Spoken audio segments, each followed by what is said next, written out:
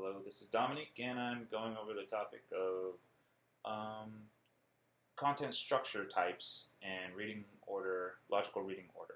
So right now, what I'm looking at is I got the reading order panel open on the side here, and this is actually called the reading order panel. I kind of call this little thing over here the reading order panel as well.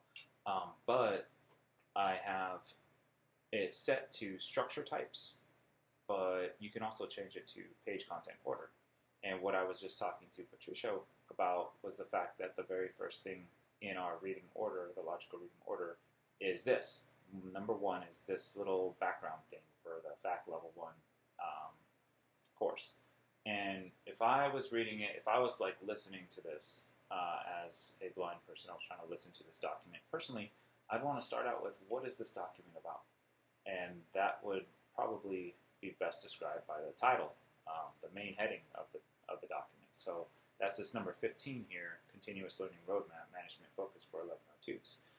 So what I would do to, if I wanted to fix that, and I would go over here in the reading order panel, and I would grab number 15, and grab number 15 and pull it. You can see there's a little line that denotes where it is in the order. And I would drag it all the way up to number 1 if I could. Yeah, drop it right under page 1. And there you go. Now it's number 1. The other thing that I would do, since this is a heading, I would label it as a heading. Heading 1. Heading 1, it makes more sense if you've actually managed web pages and you've created HTML, because there's tags. A lot of this kind of seems to pass through from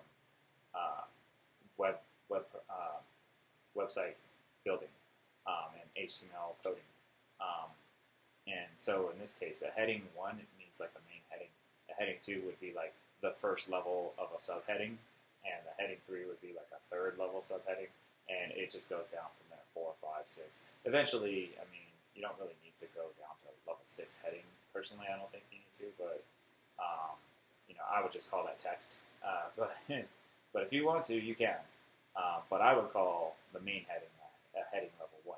And technically, Continuous Learning Roadmap, I would call that the heading. And then I would call that heading 1, if I could. I don't know if it's how you got this tag. I would probably call this heading 1. And unfortunately, it's wrapped up in management focus for 1102s in there as well. I would call this a heading 2. And so if I show structure types, now I have heading 1 and heading 2. Yeah, I think that's pretty much covered it. So one thing you want to be careful of is when you're changing the order of stuff around. The rules that I've discussed in the past about saving your work in between changes, they still apply, because sometimes when you move things around in the order, they end up going behind stuff, and sometimes you just can't undo it. They just get lost.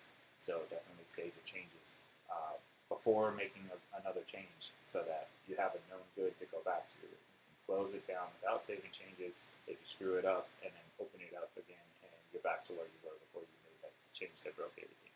So yeah, that's about it.